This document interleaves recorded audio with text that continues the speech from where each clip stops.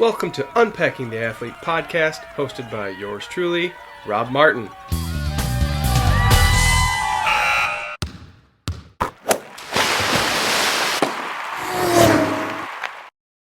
Welcome to Unpacking the Athlete, a podcast dedicated to diving deep into what makes athletes who they are. Today's guest spends time in Michigan and Florida and has a long history of endurance sports. Personally, I spend a maximum of 2 weeks in Florida. He spends a lot more time there, and I would love to spend more time there during our cold season. Back to our guest. Some of his top accomplishments are as follows. He's a 2-time age group winner at Ore to Shore, at Peak to Peak, and a 1-time age group winner at Mud, Sweat, and Beers. He has 6 age group wins at the Iceman. And in 2009-2010, he accomplished all of this in 12 months. He won the A-Class state championships in off-road moto racing. He won 6 events at the Indiana State Championship and also won the High Point Award in Masters Swimming. He won 7 events in the Michigan version of this swimming event and set 2 state records and 1 championship record in the process. And he also won the sport class division in the MMBA Championship Series. Again, this was all in a 12-month span. Our guest today is Mark Spore, who also was an age group winner at Lord of the Springs. Welcome, Mark. Let's dig in. Sounds good. Glad you could be here. Thanks, Rob. Before I go into questions, I just want to point out that as I was getting into mountain biking, you were one of those guys that I looked up to.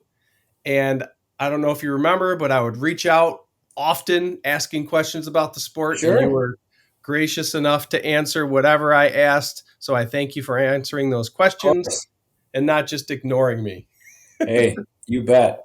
I thoroughly enjoy talking to people, especially new people that get into the sport. It's really fun. I had a few that put up with my questions back in the day. It's just giving back for those guys that were patient with me. Yeah. Absolutely. Yeah. Right. So my first question is always off the wall, and this one is no exception. If there was only one state you could live in and ride in, and you couldn't leave the state, you had to stay there and live there, which of these 5 would you choose and why? Colorado, Michigan, Florida, Arkansas, or North Carolina? Michigan. Ooh. Why?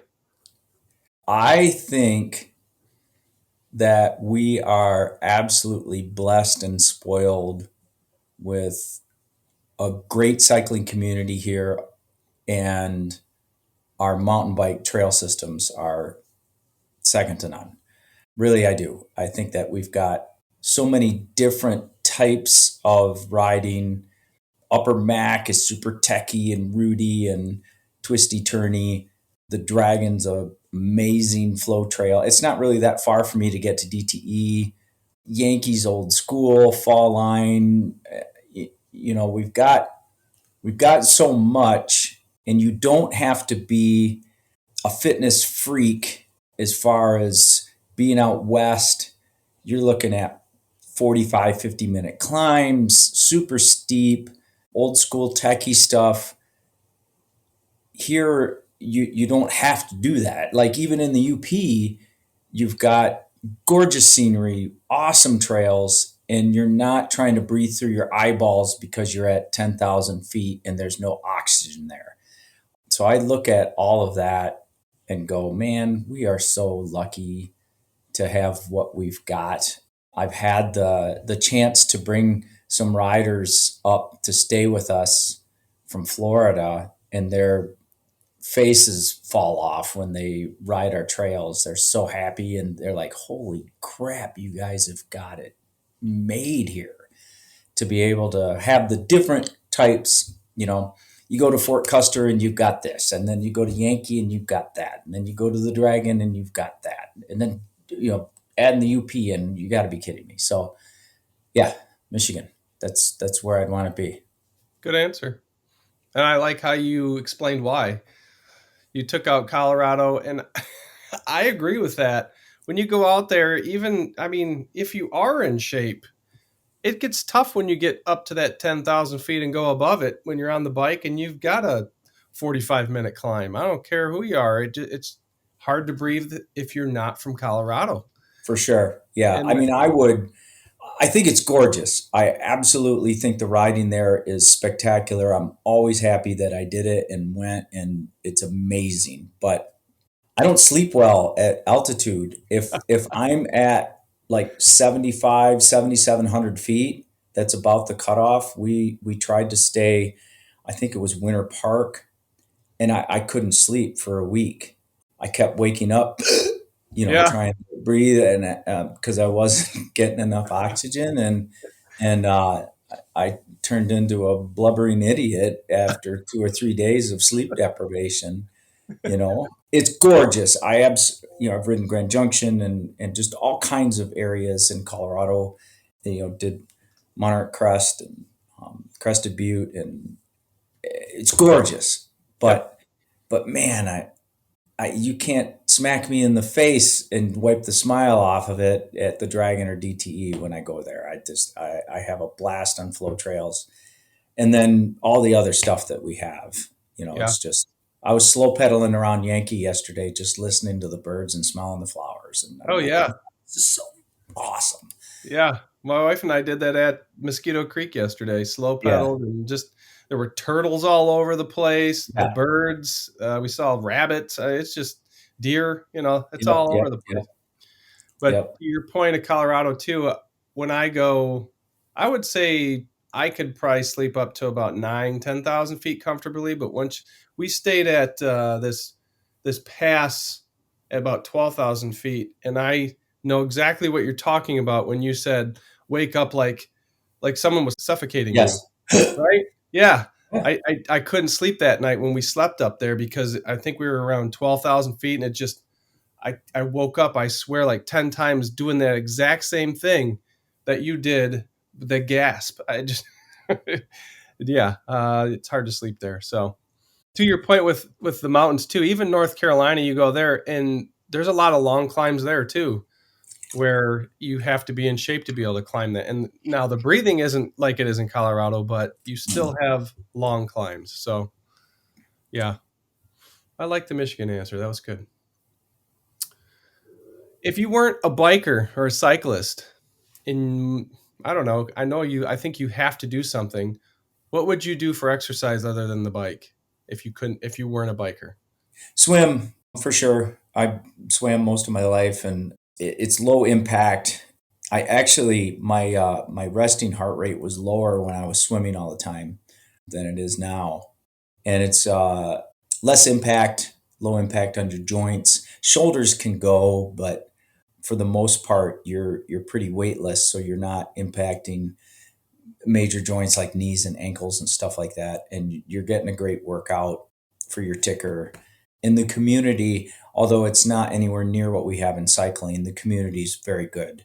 Usually, the people that are still in that in their 40s and 50s, you've got a real common bond. And hey, you knew so and so back in the day. For sure, I swam for such and such. And there's a familiarity there with the group of people that you remember. I've reconnected with college teammates and stuff like that from master swimming. So I'm Oh, that's sure I cool. would do that. That's cool. Yeah. What's the biggest deterrent from swimming? Is there anything that Ooh, yeah. Getting up early and getting in the cold pool.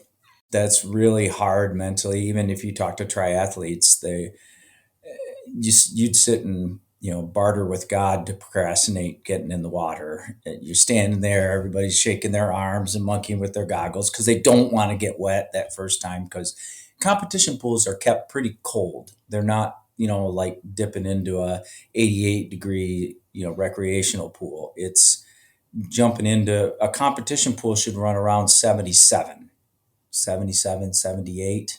Anything above that, you don't want to relax when you get in a water for competing. Yeah, I mean, 76, 77 is the target temperature, and it's cold. Most of the open swim times available to master swimmers are either at 6 in the morning or 7 at night. So during the day, you've got all your swimming lessons and stuff with schools coming in and out, elementary schools bringing in their swim lesson kids, lifeguard classes, stuff like that. So you're at the ends of the day. So it's just kind of like, man, I don't know. And in the dead of winter too, where Oof. it's cold outside and there's boots and it's just cold. That's definitely the hard part. The other one for me too, I'm more social. I want to do, if I'm going to go exercise, I'd rather ride with a group of people than, do it by myself. And swimming, especially master swimming in particular, you'll have a few group workouts, but it's a lot of it is solo. Like when I was busy with it, I had two practices a week where it was with our team, quote unquote, out in Holland.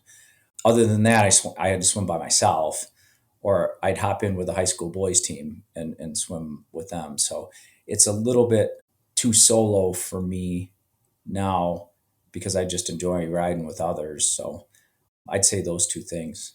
The cold thing is for sure. I hate cold water. I have such a hard time getting in cold water. So I wondered if that was going to be one of the things you said. And then is there a way to get over that? Do you have any tools in your toolbox to? You know that 75 to 100 yards into your workout, you're going to be fine. You don't stay cold. Yeah. Actually, you sweat. Really working out and getting after it, you lose water weight while you're swimming. So you definitely get hot. I also found wearing a cap, we lose most of our body temperature through our head anyways. Throwing a cap on will somewhat keep you warm. But yeah, it's just getting over it, hopping in. Usually I'll jump, or something, trying to make it fun and stupid to get in. But you just got to get in and get moving. Once you get moving, it's fine. I think, yeah, like you said, no 75 yards down, you're going to be warm and ready to go. You just got to get past that initial. Yeah, And we're both wearing caps today because it's winter out. yeah, it is. It's not. Uh, it's clinging to the trees here pretty good. Yeah, I don't like it. We're going to go away from swimming a little bit, but we'll come back to it in a little while. And I want to shift gears and talk about Iceman a little bit. Yeah, And maybe you can talk about which Iceman sticks out the most as your favorite, what year and why. honestly, my favorite one was in 2013. I had taken second in my age group in 2012, and I really didn't know anybody in my age bracket. I do now. I know who they are and where they're from and all that stuff. But I was second in 2012 to a guy named Mike Wheeler out of Indiana. So I kind of figured he was somewhere in my row, but I didn't really know. So I wasn't really racing against anybody in particular. I've got the whole race on video, which is also another reason it's my favorite. I had a helmet cam at the time, but I hooked up with a group that had Jimmy McMurray, Tom White, Brent Wieringa. Gosh, there's a guy over on the other Jim James was in the group, and I knew these guys were really good, and I knew they were going to be finishing, top 20-ish guys overall. I almost had a timeout with myself before we got to Williamsburg and go, I'm doing it. Right. I'm with these guys. I know who these guys are. They probably have no clue who I am, but I don't care. But Tom White did. And I knew he had never won his age group. I mean, he's a legend, Tom White. And I knew he had not. And we loosely knew each other. And Jimmy McMurray was his age, who had won multiple times. Armando Vega is in his age bracket. Terry Sensiba is in his age bracket. I mean, all these bam. Steve Andres is in his age bracket. So all these ballers are in. And Tom, when I bridged to those guys and got into it with them, I was chatting with them a little bit, and I'm like, dude, they're watching you. Jimmy McMurray's looking, making sure Tom's not coming through. And ultimately, long story short, we put in a couple digs together, and I kept trying. I went to work for Tom, is what I did. I made sure he was okay. I talked to him. I'm like, you got this. Come on. And he went from fourth or fifth to Second, he knew where he was in his age group going on during the race. He knew all these guys. We passed Armando Vega with like 2.5 miles to go, and with about 200 yards to go, we saw Steve Andres, and Tom made the pass with like 150 yards to go to win his age group, and he was pumped beyond all. I was super happy for him, and I was just happy to be there, to be with that group of guys going into Timber Ridge. To me, that was, Heck yeah. I'm like, all right, sweet, and it didn't matter, and I did win my age bracket, but going to work for Tom and seeing him win, and he was so happy, that to me was really cool. That's Um, awesome. Usually every November I'll text him. I screenshotted him making the pass on Andres, and Steve just looks over at Tom, and you can see his shoulders shrink, Oh, and he's yeah. he knew what it was. He knew, he lost it right there. That's probably still my favorite. You want another one? If you got another one you want to talk about, yeah, sure. Well, all right. Well, yeah. And then 21, Joe Lampin, my teammate, and I made a plan with each other on a pre-ride. We're like, hey, there's always a big group coming into Timber Ridge and coming into the Vasa, but if by chance we happen to be together, I'm going to hit this climb. Joe said, and we're going to try to break away. And I'm like, okay, thinking there's no way this is going to happen, right? I mean, there's so many fast guys and stuff in row one. And I'm like, what are the odds? I mean, there's 110 guys there that deserve to be there. They're fast. How are Joe and I going to get together with 3 miles left and Yeah. do this thing, right? And I hadn't seen Joe the whole day up until about a mile and a half to that climb. Joe come up alongside of me and kind of gave me a little tap, and I'm like, holy crap, this is actually going to happen. And then Joe's got all that on video too, where I heard click, click, click behind me.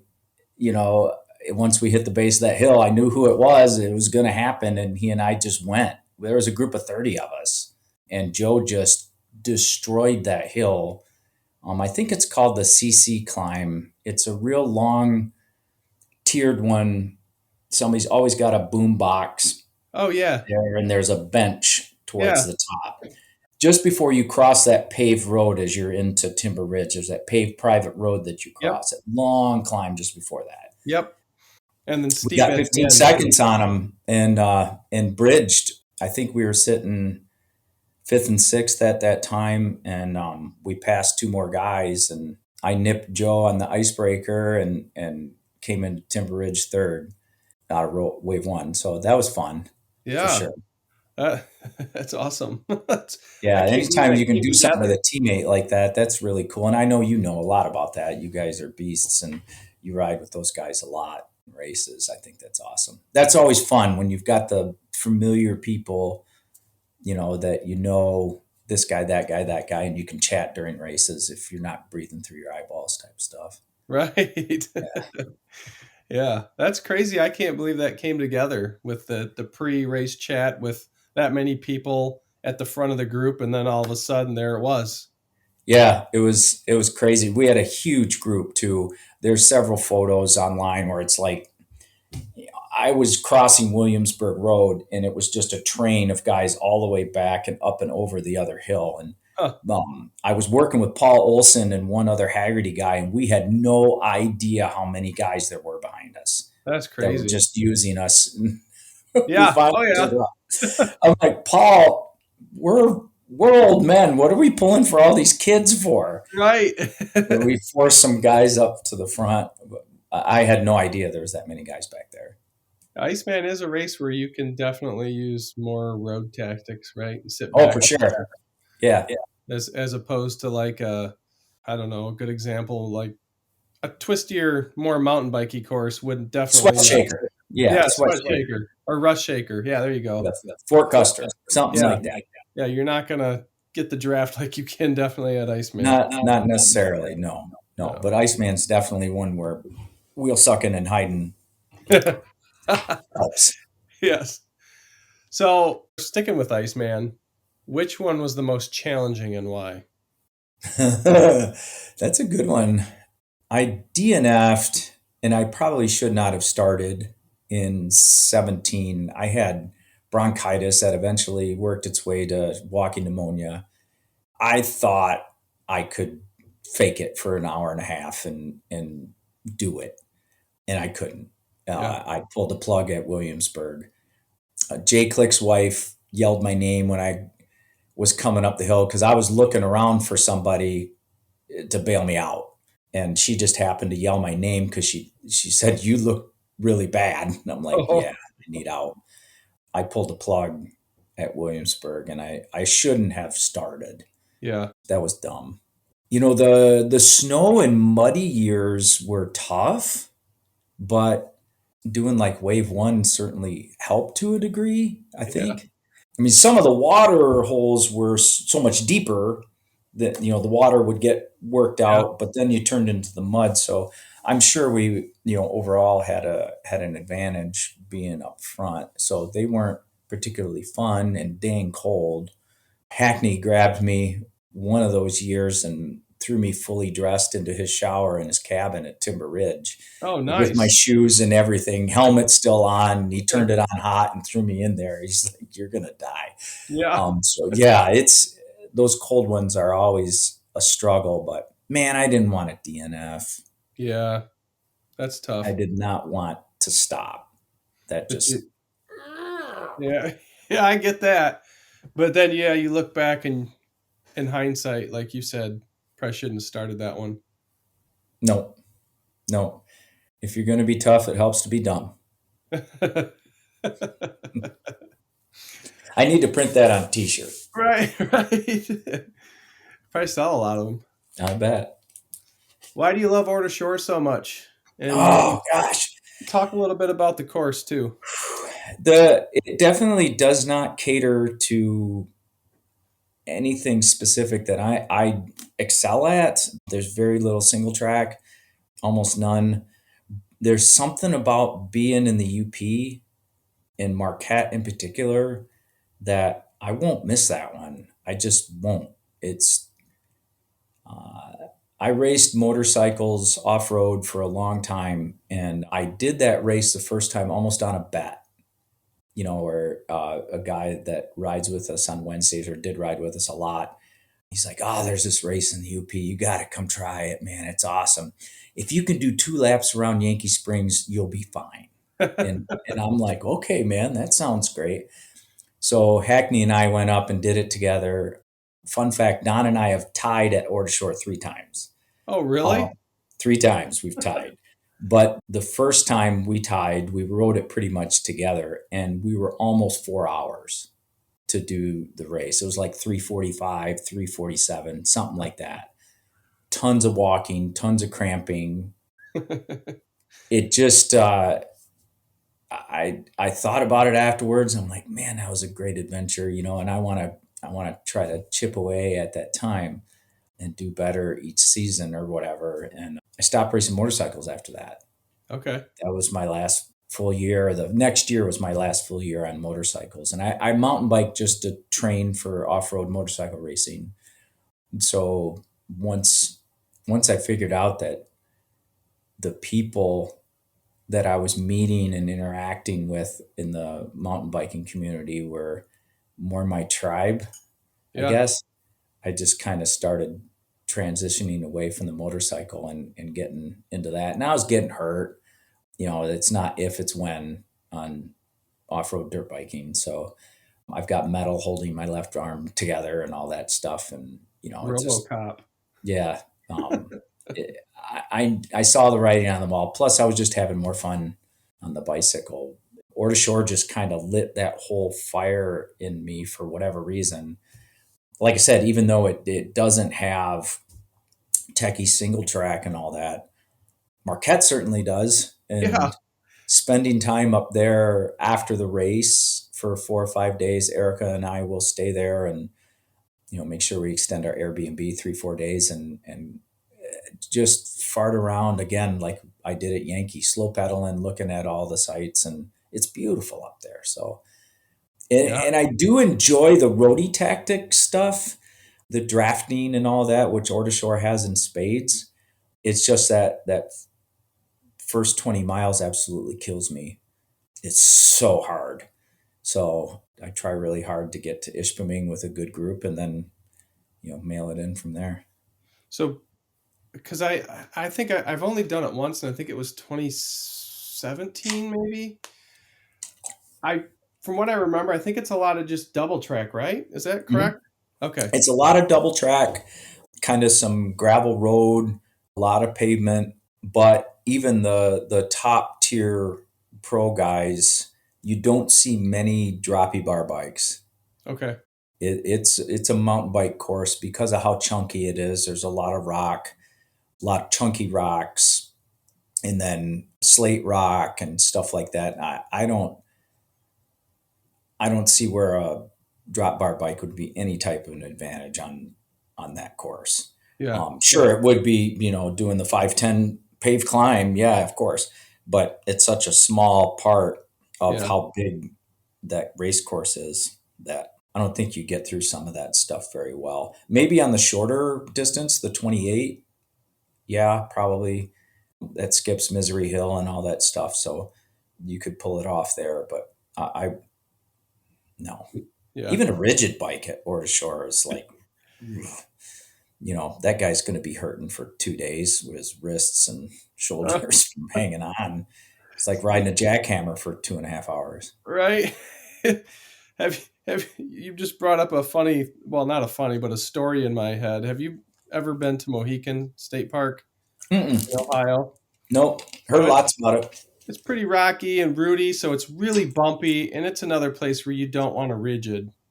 And I remember going there. Mark Walters, Jordan Wakely, and I went and we raced there in their cross country race, not the 100-mile race, just Mm-hmm. a Mm-hmm. one lap around, almost the same kind of route. And Wakely brought a rigid, and when he finished, I think he won on the rigid. When he finished, he had his Garmin watch on his wrist, and because of how rough it had cut his wrist open a little, and he was bleeding out of his Yeah. arm. Yeah. Yeah. So yeah, don't. Same thing with that in Marquette. You don't want a rigid at all. No, no, I don't think so. I'm too old for that anyways, but I just don't see it as an advantage. No. If having a little bit of suspension is going to save fatigue, you're going to have a few more matches to light in the last 2 or 3 miles Yeah, that is going to pay off. I think I more agree so, with you, and I think but there's probably studies that show that the full. I'm sure. Yeah. Yeah, I agree. Yep. At some point, the weight savings versus fatigue is gotta separate. Yep. We're talking about bikes. So throughout your biking career, what's been your favorite bike along the way, and why? Ooh. I actually still have it, Ooh. and it's in bad shape, and I feel bad, and I wish I had more time to resurrect it. I've got a plan in my head. I just haven't done it. My first real race carbon bike, it was a 2010 hardtail specialized carbon Oh. expert stump jumper. It was that carbon layup, so the carbon is shown through it, and they kind of painted gloss over the carbon with red highlights. Ooh. I loved that frame, and a few of my friends still have theirs. Like they don't want to give them up. It was such a gorgeous bike. I had a Fox fork on it. I really liked the action of that fork and the geometry on that frame for me. I just felt like I could throw that bike around and it would stick and go for me. The best handling bike I've had. And Huh. it's 13 years old. Right. But I Right. still remember that thing, is man, I could rail these corners with that bike. And I just haven't felt that confident on any other bike, honestly, that I've had. Maybe I had a 2014 World Cup that they dropped the travel on the fork and brought the front end down a little bit.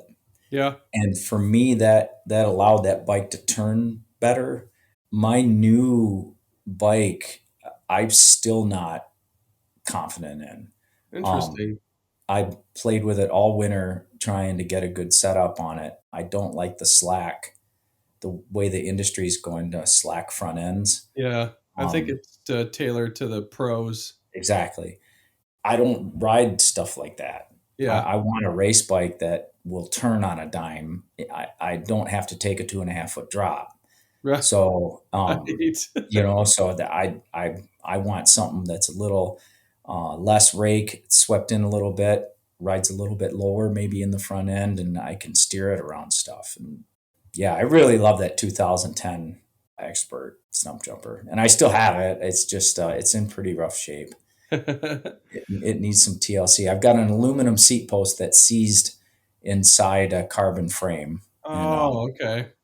I've got to get that drilled out or something. I saw Matt Acker posted a video where he had the same thing, and somebody did a drill job for him of some sort And got it? to get that thing out of there. Yeah, Huh. yep.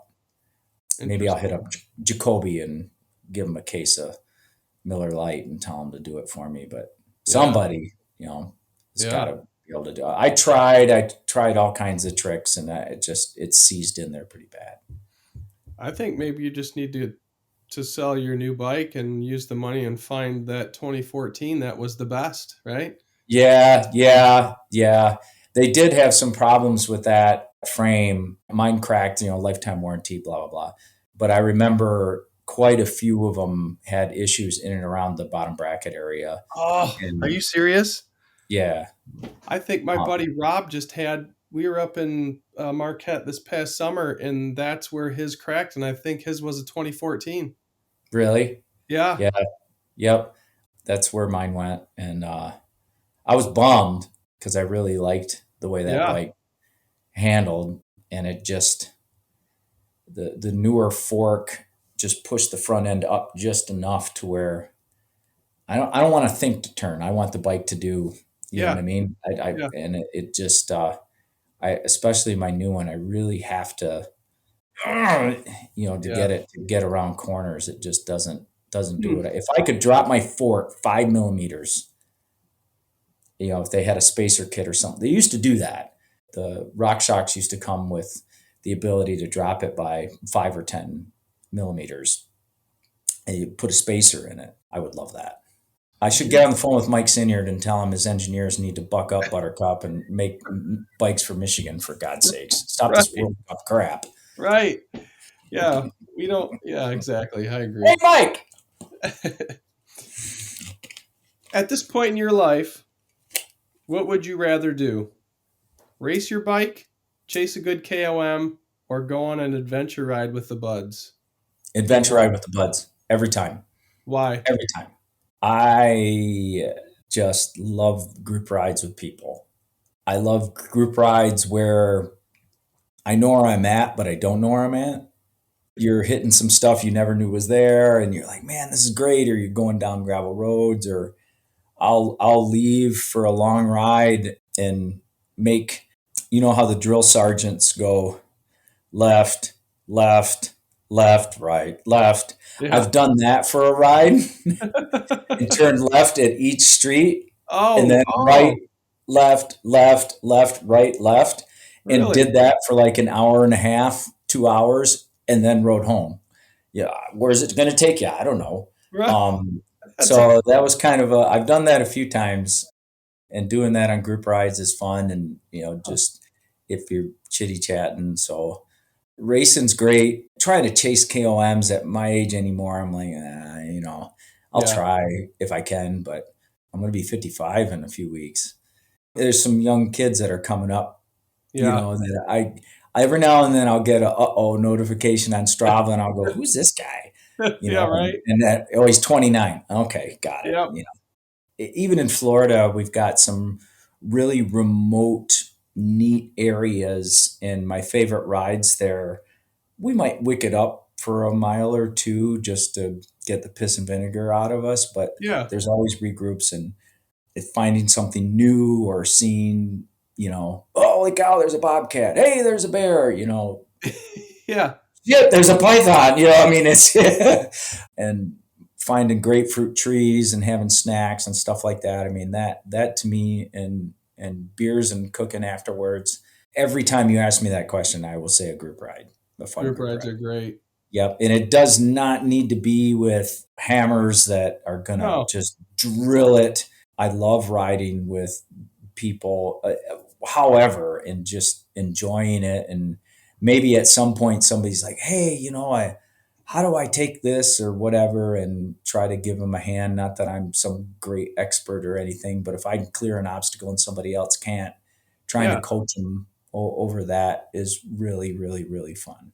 that's good. I agree. I like the group rides, and I like what you said about something that's different. When you go to places and you haven't been there, that's kind of why I've liked the Dragon as it's progressed, because it seems like every time I go up there, something new's done. So you get to try something new, and you're taking Yes. a different route, and it's changing all the time. I know eventually it's going to be finished and it's just going to be the same Right. thing, but it's just I like to go up there and explore what's new when things are open and ready. I think that's Those fun. guys are killing it. I They are. appreciate all Jurian and Martin and everybody else that's Yep. responsible for that.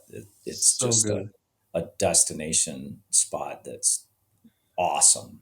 It is. We're very spoiled. And again, that's why I keep going back to that. We're spoiled. We We really, are. really are. To take Mosquito Creek is a stinking riot. And, yeah, it's newly designed or whatever and flowy. If that's not your jam, Owasapi's what, Right 20 there. minutes from there? And Shorter. Yeah. that's then that's your jam, right? I mean, Right. if flow isn't, go 15 minutes over there because we've got your jam then. If you Right. want roots and technical stuff Yep. at high speed. I mean, the only thing we don't have, like we've already beaten to death, is the 45-minute to an hour 2-track climbs like North Carolina has. Right. Right. We don't have that. And neither, Rats! neither does Florida. They don't have that either. No, they do not. No, no. We joke, hill when we're going over like a little hump in Yes. the woods. Everybody downshift. It's funny. Hill. It's funny you say that.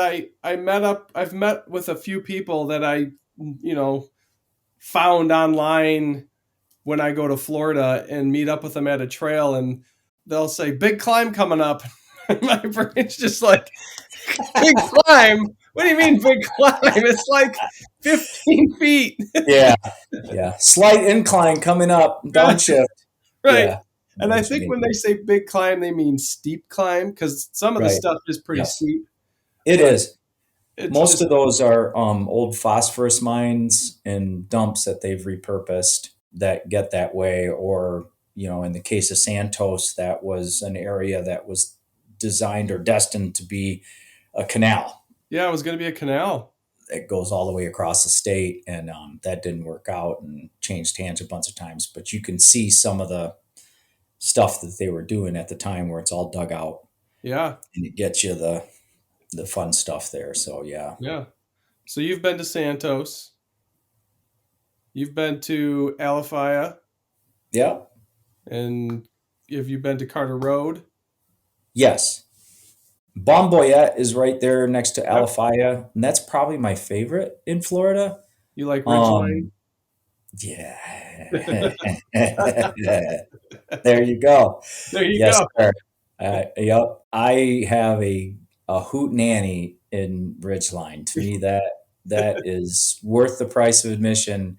And Bomboyette's another spot where you can get, any type of ride you want. There's a lot of flat, flowy stuff to where if you want a 3-hour zone one ride, you can definitely put that together.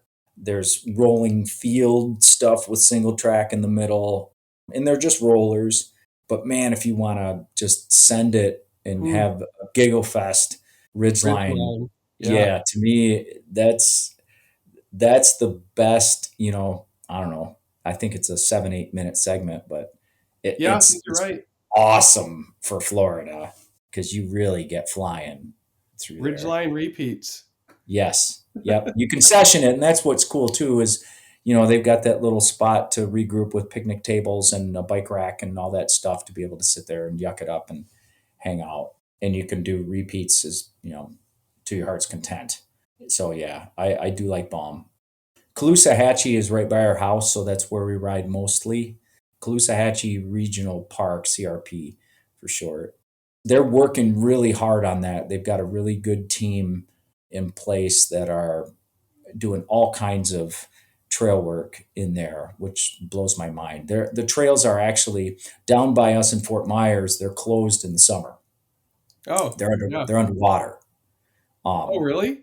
yeah, so there's no mountain biking down there in the summer because of how wet it is. The Really? Picayune, where we ride east of Naples, is sometimes 2 feet underwater, Oh, which is crazy. So from like June until October-ish, there's no mountain biking. You got to go up by like Alafaya or Bomboyette, and those are open, but they're closed, fairly regular because it rains so much in Florida in the summer. huh. Um, just about every day Really? in the Fort Myers Naples area. Yeah, and they get dumpers. Um, Interesting. so most of the riding is done there on the road and early in the morning because by noon the chance of thunderstorms is pretty high every day. Okay. I guess it So makes yeah, sense with the yeah, heat, the humidity, yeah, and yeah. But the trail work that they're doing down there with the short time that they have to do it is great. They work really, really hard on trying to improve it. okay. And the race scene is very competitive down there too. Those guys are fast and very, very good technical riders because that's all it is a bunch of Yes. 180 turns and rooty, rough. There's a lot of embedded coral. It's mostly hard pack. People think it's going to be sandy. It's really No, not. no. It's almost all hard pack. Home court advantage helps a ton there. Have you ridden Markham Yeah, I just in did that Miami? this over Christmas. Yeah, That's a we fun park. it's fun. Racing there is a challenge, I believe because it. yeah, it's super techy. They try to, put together a good course that flows. So some of the trail goes backwards just for race day to make it, Oh, a loop. But yeah, it's that place is tough. I mean, it it's is. it's techy. I had a Um, tour guide, so that helped me for my Very preparation. much. Yeah. Yes, because you can, and most Florida trails are like that, to where if you've got somebody leading you around, you're going to have a much better experience, Oh, heck yeah. because of all the junctions and how, they need to take a small piece of land and put a lot of trail on it. Yeah, absolutely. So there's going to be junctions where you can go right, left, similar to Fort Custer, I guess, where you've got, 15 different trail markers for a Yeah, 6 mile loop. yeah. And you could turn right or left at each one. Having somebody string it together is pretty cool. Santos is kind of the same way. The race we did there in December, I think, was a 6 mile loop, and it was all contained, in this small little area and never ventured west. You You didn't know, even go over to the vortex area? It stayed Not all in. anywhere near it. Really? No, not anywhere near it. We stayed around John Brown, Dr. Okay. Ruth, all of that stuff, and didn't that course didn't get anywhere near the west side.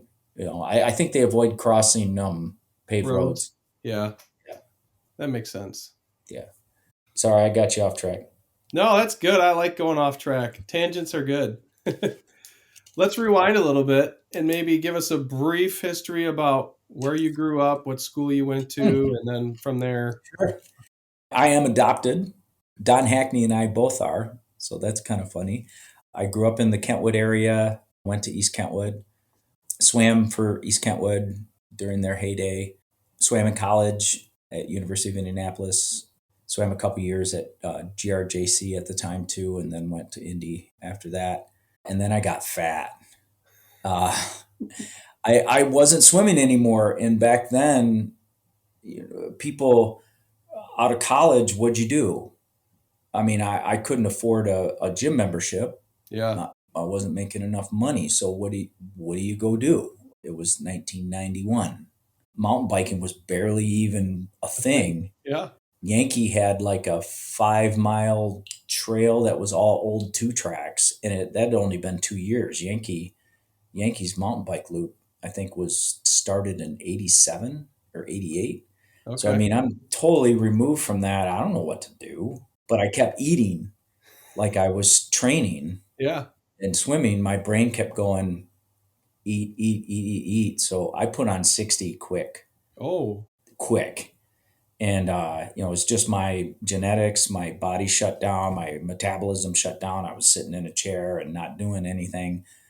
So, yeah, I got mad finally. And I know the last time I was on the scale before I got really pissed, I was 235, okay. 5'6". So I Yeah. was 5'6" by 5'6". Um, and I just got mad. And I think I started walking to try to lose the weight. And then I would pick a mailbox and jog to the mailbox and then keep walking and then pick another mailbox. I'm going to jog to that, and 40 pounds came off quick. I tried to rein in the eating as much as I could, but I'm a foodie, man. There's a fat guy trapped inside me right now that just sits right here and goes, "Eat that. No, you can have another one. Eat that." And Same here. yeah, I want to eat. Yeah. I do. I do. I'm a foodie. So I discovered mountain biking, I think, right around that time that I was trying to lose the weight. I bought a $250 Target bike, Oh, and I did have a helmet. I had an old swimming stopwatch for as I coached. yeah. So I had that. So I wrapped that around my neck because you got to time stuff, right? I mean, you got to, Right. if you're not timing stuff, you're not, you're not a guy, you're not racing, right? Yeah. So I'm timing myself with a stopwatch around my neck on the warm up loop at Yankee. And that's about all I could do was that loop, the warm up loop from parking lot to parking lot. Eventually, I ventured out to where I would ride to the guardrail and back and do the warm up loop. And to me, that was, an insane adventure. Yeah. That was maybe 5 miles total, right? And one time I did the whole loop and I nearly died. It took me like an hour and a half, hour and 40 minutes. I was walking hills and just, you know, fat. And and I broke the bike. I Oh, you broke the did. bike in half because I was so heavy. Oh, Um, because it was a target bike too. it was a Target bike, and I snapped it at the bottom bracket really bad. I think it was a steel frame or whatever. And so, yeah, and then I tried to buy this and that and the other thing. And eventually, once I started getting better in the motorcycle world, I wanted to train a little bit more because those were really hard endurance rides, 3 hours long. Oh yeah. You know, that's you needed some endurance to be good. And I didn't have the talent that most of the guys I was racing with had been riding them since they were little kids, and I didn't. So I needed to be better in the third hour than they were as far as endurance goes. So I started mountain biking to try to help that. That would help for sure. Did I go off tangent? No, maybe Okay, a little, but I mean, pretty close to where we're going. So cool. this is good. Did anyone influence you to get on that bike, or was it that just a decision you made on your own? Ooh, I raced BMX when I was a kid, Yep. late 70s. So I always liked being on a bicycle, and I hunted in Yankee Springs a lot. And I Okay. saw these guys go by on bikes in the woods, and I'm like, man, that looks fun. And when I got heavy, and I'm trying to think of what to do again, I could not afford a gym membership. Yeah. So what I can't run. If you see me run and turn around and get going because something's chasing me. So what am I going to do? So that's where I was like, well, that sounds fun.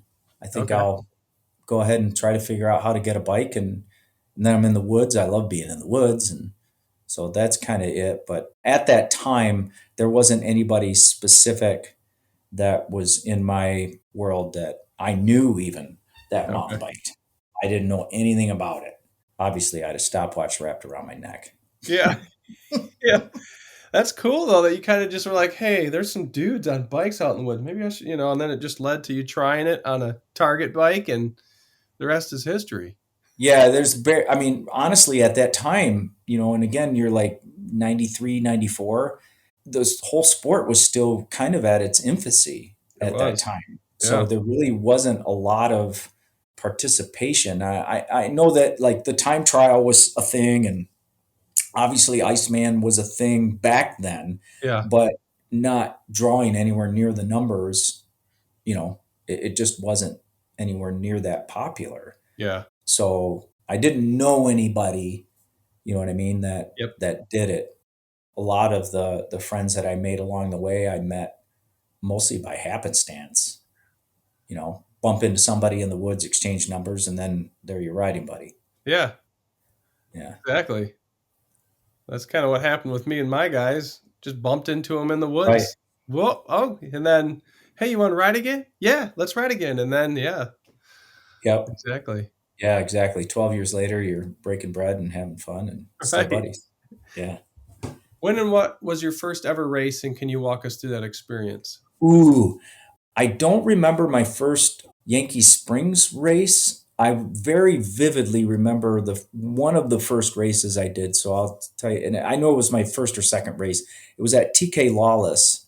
It's in Michigan, but it's close to Indiana, Yep. and it's a place that's part of the Dino Indiana series now, I think. Yep.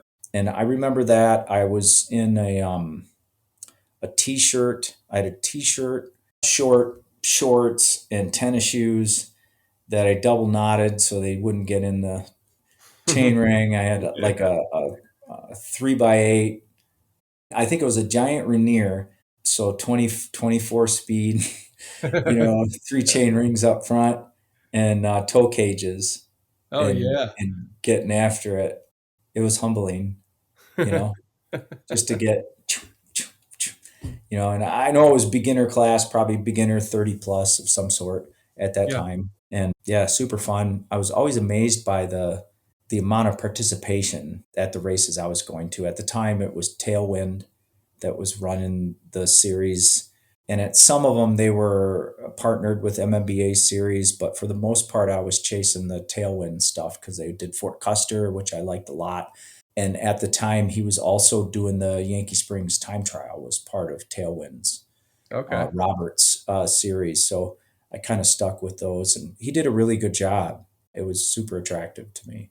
But I know I crashed. I went over the bars and was like, one of the first things I do remember too in racing, when you're on the motorcycle in racing, which I've been doing for a while up until that point, to get around people, you got to yell. I either Yeah. pull in the clutch and rev to let them know I'm coming, or they can hear you in slower, tighter technical sections in the woods. If you yell at somebody, they can still hear you, Yeah. and usually you yell your class, so they know you're not in the same class. If they tuck it over, it's going to take them less than half a second, and you get by, right? Yep. So I'm on the mountain bike, catching guys in front of me, and I'm yelling because it's what I did, Right. 30 plus class, and I'm yelling, and they're like, whoa.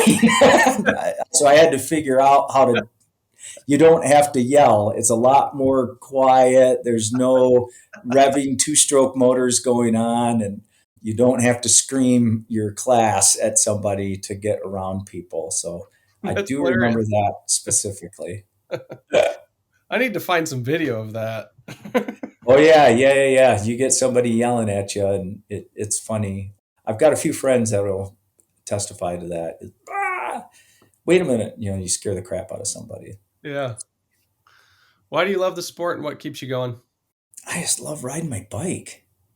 I just love being on a bicycle. And the friends, I think one of the biggest motivating factors for both, and Hackney would say the same thing, we wanted to keep up on group rides. Our Wednesday night ride thing years ago was led by a couple different guys, and we get done with a ride and you'd hear about what happened at the front of the ride. And I wasn't able to keep up, so I wasn't in the story. Well, I want to be in the story. So I'd start adding another night or two a week of riding so I can slowly start to keep up with those guys to be able to be part of the banter Yeah. that was happening up front, whether somebody stopped and dropped trowel and mooned everybody up front. And I missed it because I was 10 minutes behind those guys. I just wanted to be part of that. So the group rides to me and being able to hang with with that many people and have fun. And I'm super blessed to have a group of people in Florida that I get along with that, it's the same type of thing as up in here, where able to ride and smile and laugh and have fun. And to me, that's part of it. I could give up racing. I don't want to, Yeah, I'm competitive, but I won't give up group rides. That part to me is just too much fun. I see a lot of guys that get into racing that just dive into individual stuff, and they're either on the trainer or riding solo, and I think that's cool. And if that's your goal, and you want to do well at the races and everything, but there's no way I can do that. I would sacrifice performance at a race to be able to ride with my friends, because really at the end of the day, that's what it's your life is all about, experiences. And yeah, racing's fun, but man, a 4 hour group ride where you see stuff that you hadn't seen before or whatever, that to me is more fun. I agree. Let's shift gears and go back to 2009, 2010. Yeah. Talk about that 12-month period where you accomplished so much. And why don't you first explain a little bit about that moto race and how that went? The Hare Scramble series is anywhere from 10 to 12 rounds. And by and large, it was in Michigan. Now they go into Indiana, northern Indiana. I think there's one round out of state, but the races are 3 hours long. They're mostly through the woods. So they put together roughly anywhere from a 6 to 8 mile up to a 12 mile course, where they're taking a motocross track and kind of dividing it into sections, to where you'll do a portion of the motocross track, then dive into the woods and do 3 miles of single track. There could be some obstacles in there, like rock gardens, logs, big commercial dump truck tires to go over, different obstacles like that in the woods. And then some super tight, techie single track where you got to pick and weave and throw the bike around. And then back out on the motocross track, then back into the woods, and back on the motor, back on the woods. And then you've got, it makes a lap, and you go for 3 hours. Whoever does the most laps in 3 hours wins. Okay. So it's pretty intense, but there's strategy. You've got to stop for a pit stop to get gas. So there's all that kind of dynamic, to it, where you've got to plan. Okay, I think my bike is going to go through X amount of gas today. It's hot, it's cold, the track's real sandy, so I'm going to use more gas, and then plan your pit stop accordingly. So there was kind of that element to it too. So, anyways, I did end up winning the 40 plus A class of that year, and I think I placed seventh overall at the end of the season. They kind of did, it's very similar to Ore to Shore, where you take the top 20 at Ore to Shore and they get pulled out Yep. of their respective age groups, and then they're awarded top 20. Hare scramble racing is very similar to where, if you're racing the 40 and over class, you get scored within the 40 and over class, and then you also get scored in the overall. And the top 15 guys get points in the overall. So Okay. you could be the number one 40 plus guy and ninth overall that day. Yep. Cool. So you get points for that ninth overall towards the overall. At the end of the year, the top 10 guys are considered double A for the next year. They actually pull those guys out of the age group and put them into the double A class.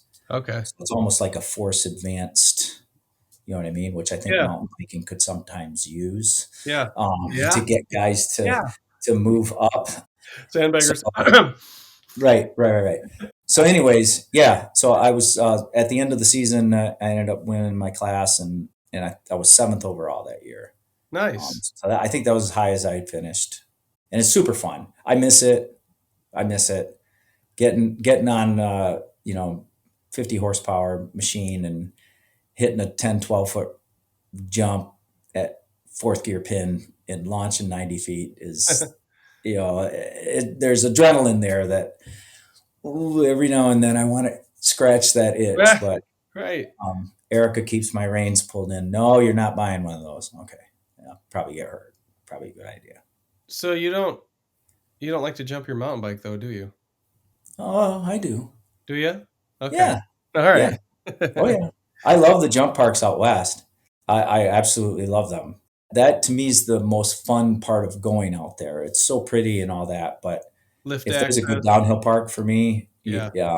Park City, Deer Valley's jump park to me is the best that I've been to, and I've only been to like four. But man, I just love launching those things. You said Park City. Yes, Park City, Utah. That's your Um, favorite one. yeah, Deer Valley, and it's very well taken care of. The other ones I've been to, they'll get a lot like rain ruts and breaking chop going Yep. into some of the jumps. Yep.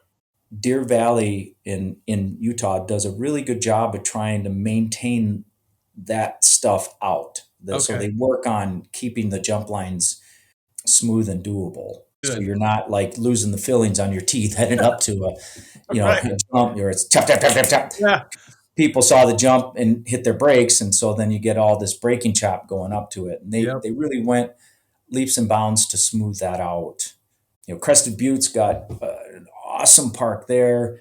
It was fun, but it just wasn't Deer Valley to me. That one is Okay. top shelf. Yeah. All right. It's good to know.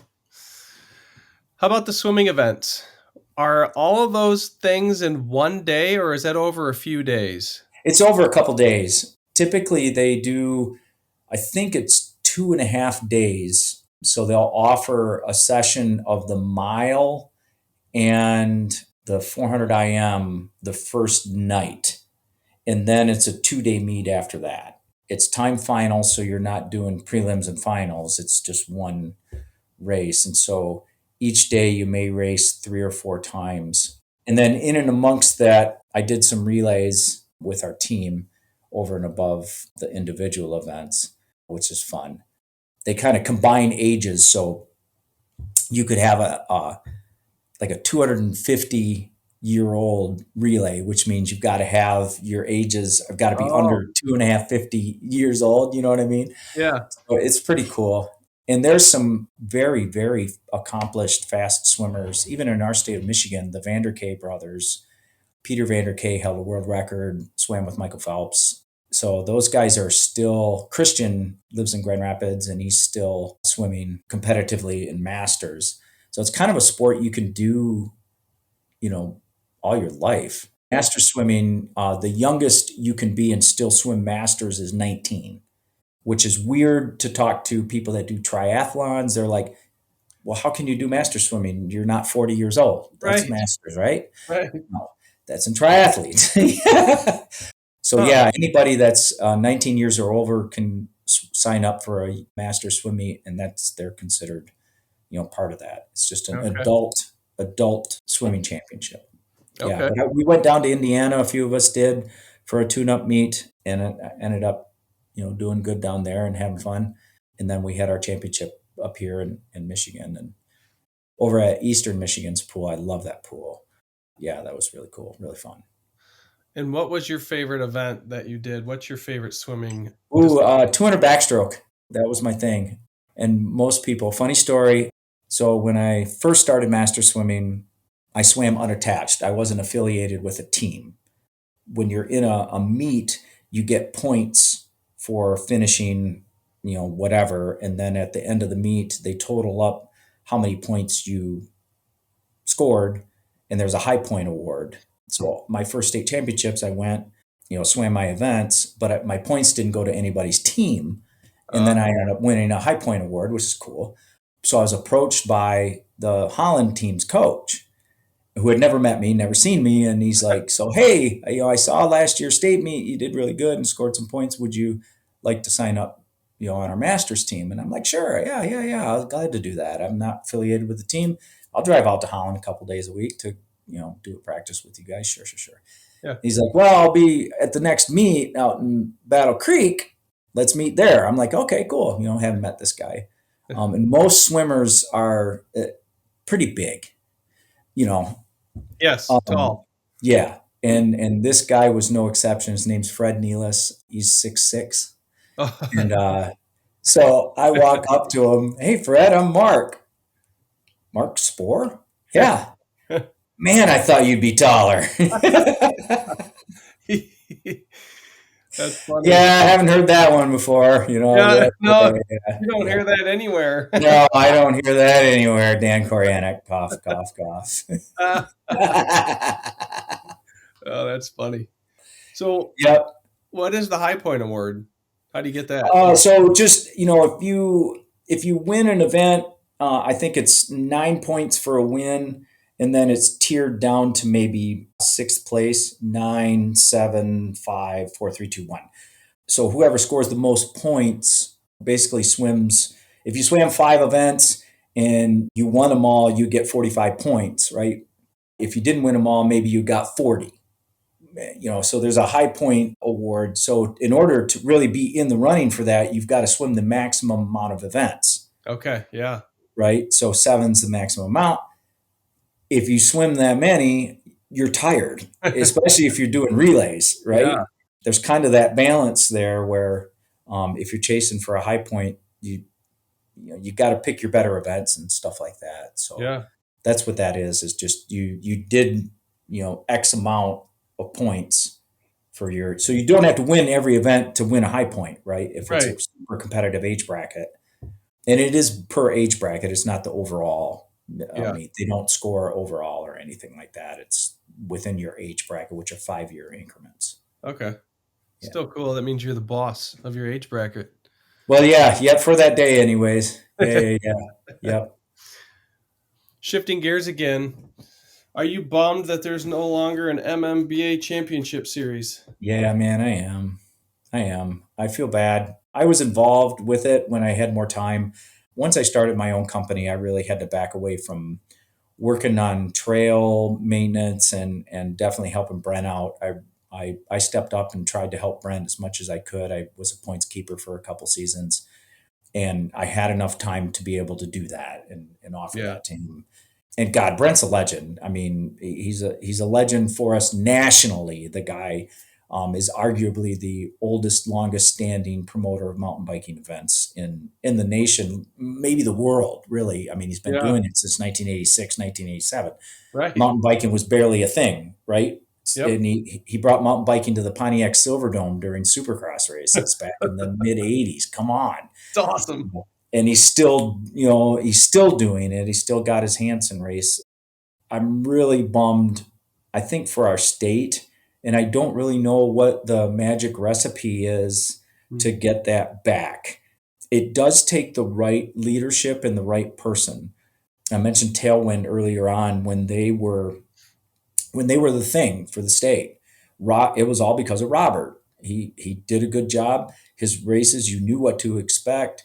He went multiple days early, like 4 or 5 days early with his camper, set up with his squad, marked the course, did a fantastic job at that. His timing was good. You knew what you were getting.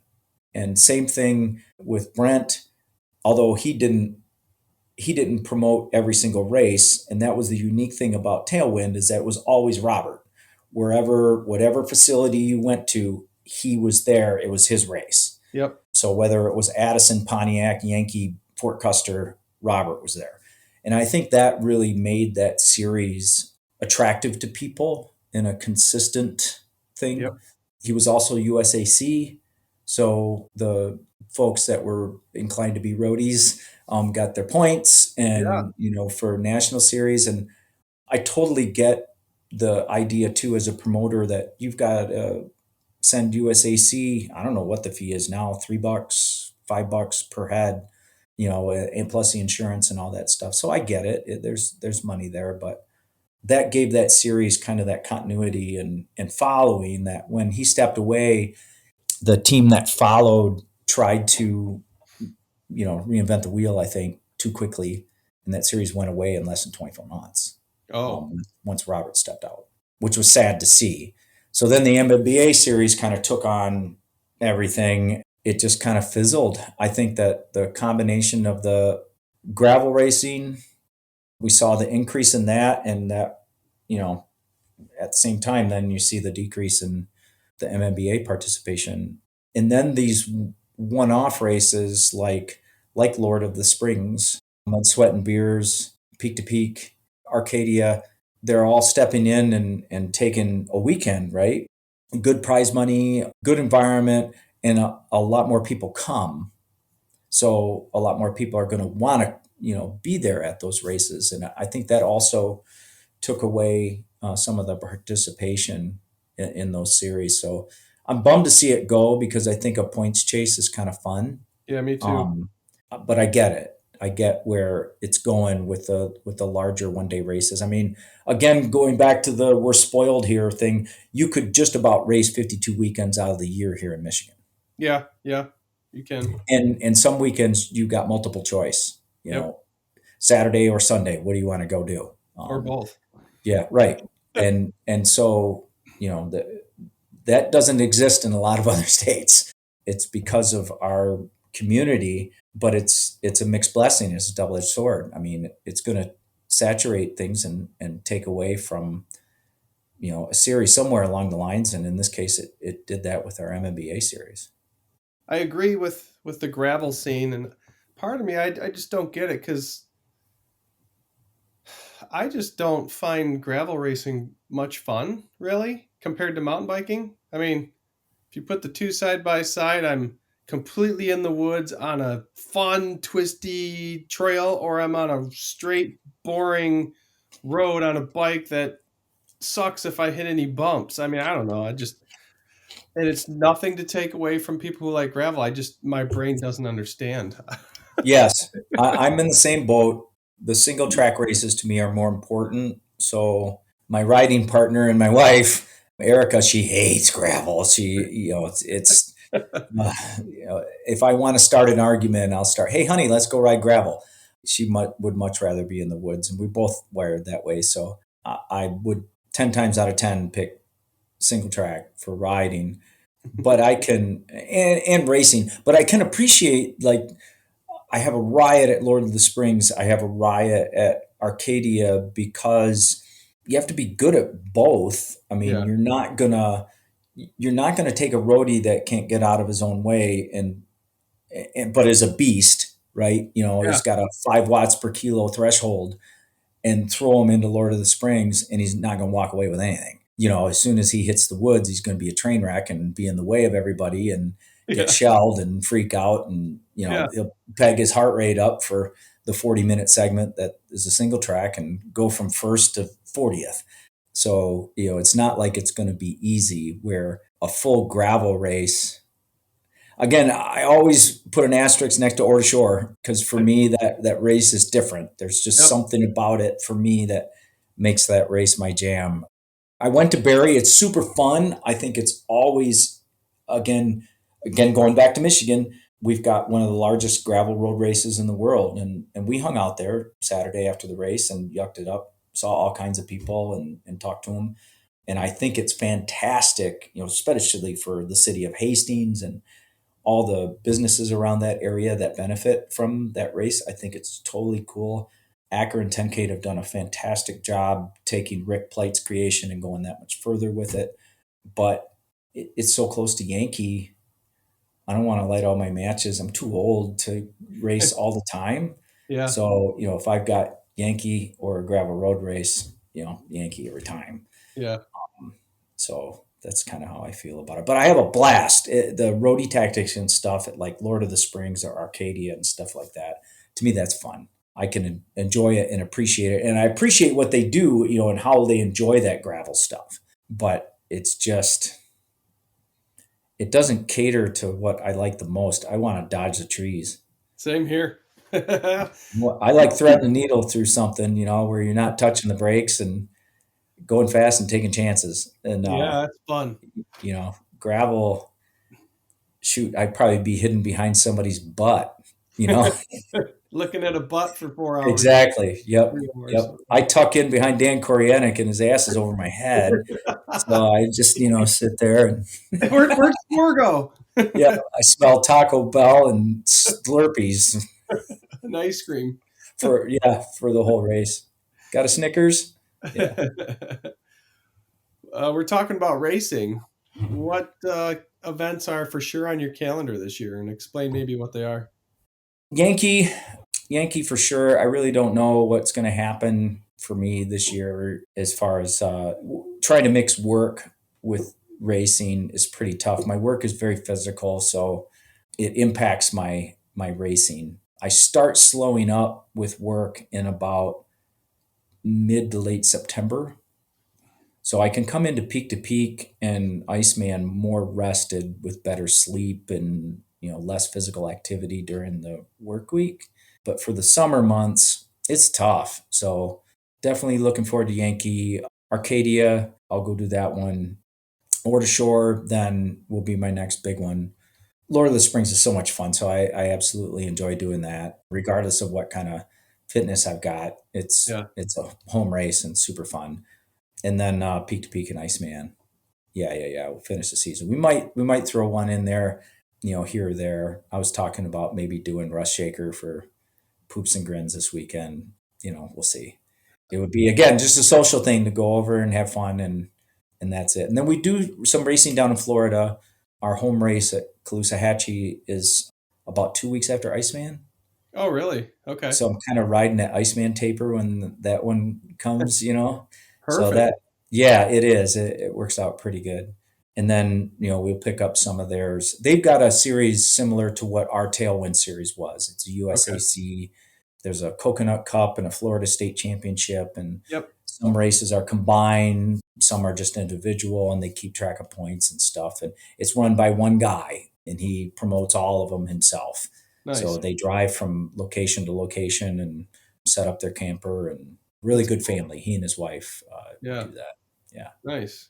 Yeah. Maybe I'll have to after Iceman. I'll have to hop in your suitcase and go race Hey, seriously, that I've CC. got a medium S Works down there with your name on it. All right. I do. I do. We keep a spare bike for our guests. Oh, really?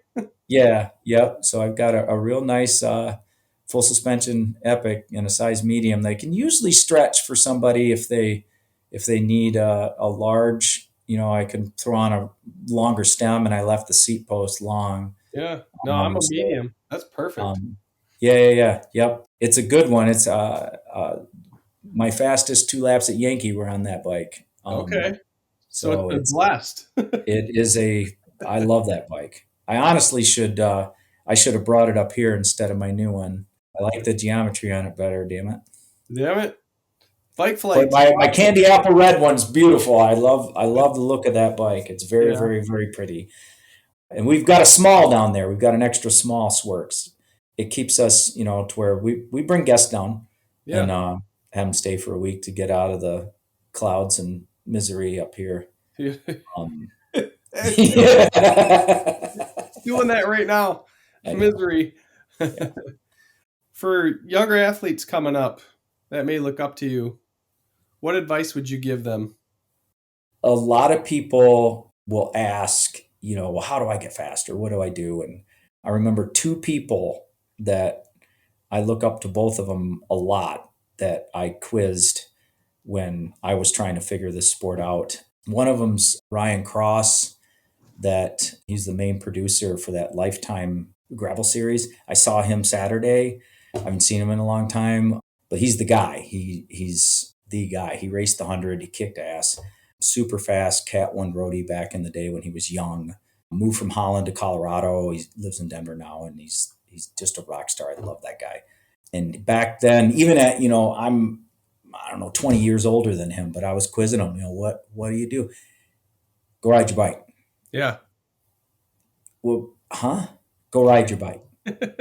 Just, if you're tired, ride easy. Feel fresh, ride hard. Don't ride hard all the time.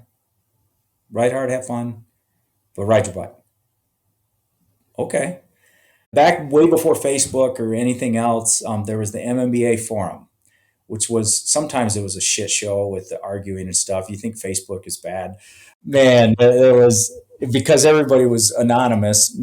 Very few people used their real names, so they had fake names on that MMBA forum on their website, and so they were really able to get deep in the weeds on shit talk.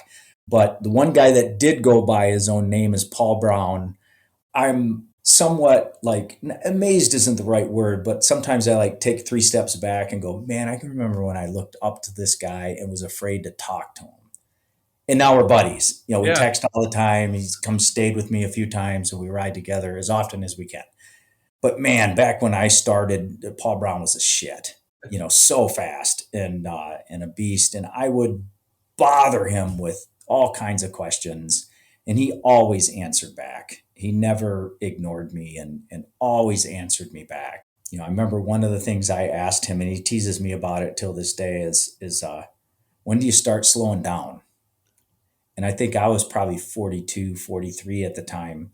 And Paul was just reaching 50. And he said, I've started slowing down already about 50. So I'm guessing that. And then usually after I do good at a race, I'll get a text from Paul. Not old enough yet, just teasing me. Not yet. You're not slowing down yet. Right? But yeah, just ride your bike, find a good group of people and listen. Everybody's got an opinion, but somebody's going to have the right one Yeah. that works for you, and keep it fun.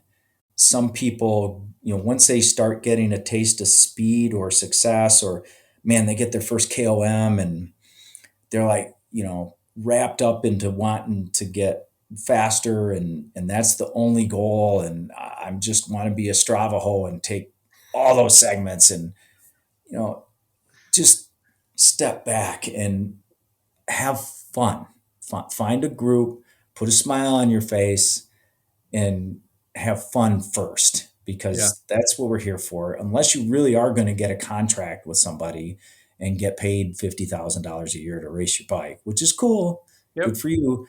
But there's so very few people that get to do that. We're all the same level then, right? I mean, we're all just having fun. We're adults exercising, trying to stay fit, and even if you're in your 20s, just you're going to get fast. You're going to get your old man legs. You can keep doing this sport forever. But Yep. if you try to just go go go go go go go go go, you'll burn out by the time you're 30 and stop racing Yeah. and stop riding. I've seen that. I've seen guys in their late 20s that stop, and I would have never done that if I really started seriously about it. I wish I would have been riding and fit at 23, 24. And I usually say that to people. We're riding with a new kid that we picked up last fall, Lucas, and I tell him, I'm like, man, I so wish I would have picked this up at your age. But keep it fun. Yep. It's got to be fun. Don't make this a job. Don't No. make this your whole world, your whole life. Have fun, do the group rides, enjoy yourself. If that's your thing. I mean, if you're solo and you want to go solo, okay, cool. But usually the people that we scoop up are there because they're social. Yeah. We're idiots. We want to just go out and have fun and fart around and make jokes and tease each other and stuff like that. And when kids usually hook up with us, that's it. It's have fun. Don't make it about racing and comms 100% of the time, because you'll burn out and you'll stop. You'll hate your bike and you'll park it, and that'll be sad. 100%. I agree with that. I'm like a mix in between group ride and solo. I do like my time alone just to get away from everything, but I definitely love the group rides as well. And I think I actually, when I first started, I think I almost worked myself out of this because I was too focused on trying to get super fast and trying to, win, whatever. I'm glad I found the group of guys that I did to take me on those bud rides, the adventure rides, and even, you know, it'd be nice if we could all get back to going to camp again at the same time, because we used to go to, Georgia or Arkansas or Yeah. wherever we would go as a big group, and that's just an amazing time. I mean, Yes. that's the biggest group ride ever. Yeah, that Georgia ride we did was really cool. There was a lot of really neat people on that ride, and it hurt my feelings a lot because there was too many freaking fast guys on that ride, and I was like the 24th or 25th caboose in the back and just getting teased by Koreanic like crazy. They wanted to get me a car seat so I could ride in the car without getting them pulled over. I was doing really good until I got fat on that hill. We'll get you a car seat, but you're too heavy for it. You know what I mean? It was awesome. And I take all that with a grain of salt. I freaking love it. I try to dish it out as much as I can. That to me, you know, I'll remember that and that fun stuff and the camaraderie there. I know we did some super hard, long rides that week, and they were fun and they were fast, and everybody had their turn at the front, twisting screws and stuff. And you're right. I mean, that was a super cool vacation, and it was short, but it was really cool, and I'd love doing those. We do some where we go up to Santos for like 3 days and camp, like 4 or 5 of us camp or get a hotel. I'm too old for camping anymore, but get a hotel or cabin or Airbnb or whatever, and just put 4 hour rides in, 5 hour rides, and then go have a meal together, and that stuff's fun. Yeah, that's a lot of fun. Super fun. Is there anything else you'd like to say before we sign off? Appreciate you having me. This is cool. I got to be honest. I don't really listen to these podcasts or anything. I don't have the time, quite honestly. I probably do in the winter, but it just hasn't been something that's captured my attention to where I've started doing that, to have these things. But I respect the hell out of them. I think they're super cool. You're doing great things with the sport. The kids end of that stuff, I absolutely love that. The things like Danielle's doing at Cannonsburg, and the things you guys are doing out around Mosquito Creek and all that with the kids. Yeah. To me, I love that. Some people get cranky about that, and sorry, go off on another tangent, but I love going out to Cannonsburg on a Wednesday night. We'll park at Egypt or whatever and go through, and there's a conga line of little kids. The Yeah. Strava guys get all pissed off. I love it. I want to high five every one of those kids. And if there's a Mohawk helmet in there, I'm Oh, letting them yeah. know that thing is so cool. And if somebody's crying, no crying, you're doing good, high five. I love that stuff. So I really appreciate what you guys are doing out there with the kids, and what Danielle is too, because we need that. Not all those kids are gonna be biking when they're in their 30s and 40s, but we're going to make some of them that keep doing it until they're adults and into being grandparents. They're still Absolutely. going to keep on doing it for sure. Absolutely. Yeah, So I agree. I love going on the trail, and when I see a kid with a parent, I ignore the parent and I always focus on the kid. Like, you're doing such a good job. Keep it up, man. Same thing. yep, Yeah, yep, it's great. sweet helmet. I like Yeah. that. Yeah, yeah, yeah. Yeah. They always take that in stride, and love hearing that. So I thoroughly Absolutely. enjoy that. And West Michigan's great for that. Again, another Michigan plug. Hey, I don't see that. I don't really see that in Florida nearly as much, and nowhere near the scope or size. Yeah. Gosh, you go out to Cannonsburg on a Wednesday, and there's almost 200 kids out It's there. cool. That's awesome. Absolutely. Where can people find you on the web if they want to connect with you? Do you have Oh a my gosh, I'm so old, Rob. I don't know. Am I on the web? My God, what does he mean, Marge, on the web? I don't know. I remember when this was all cornfield. By God, Rob. I use mostly Facebook. I am on Instagram a little bit, but I mostly rely on Facebook because my business I've got a business page, so I have to pay attention to it fairly regularly. So that's where I pay the majority of my attention on social media, is on Facebook, just because of that aspect. So that's usually where. Go ahead, friend request me. Love to chat with people. Love to chat with newbies. Yeah. With questions. Every year, somebody joins our group, or I meet on a trail somewhere, and they have a question, and for what, it doesn't matter where it is. If it's, I'm lost, how do I get back to the trailhead? To why will my tire not hold air? I met some of the best guys, best friends that I have in cycling, because of flat tires, or what I Oh, mean, yeah. needed for this or that or the other thing. And it's always karma. You give them a tube, and that comes back to you in spades. So, It um, does. yeah, if somebody sees me on the trail and wants to talk, please stop me, because I'm not going after a KOM. Right. Unless I'm going after a KOM, I'll come Right. back and chat with you. But until My then, eyes are crossed. It might not be chat but time. yeah, if I'm breathing through my eyeballs, give me a minute. Yeah. Yeah, for sure. That's awesome. Well, Mark, I've enjoyed this conversation today. I really thank you for the tips when I was a newbie on the bike, like how to corner better, what tires I should be running for this race, or what pressure. Gratitude for all that. And I thank you for taking the time today to Of come on the course. podcast. Appreciate it, Rob. Appreciate it. Yeah, Glad to do it. this was a lot of fun. And to all the listeners, gratitude.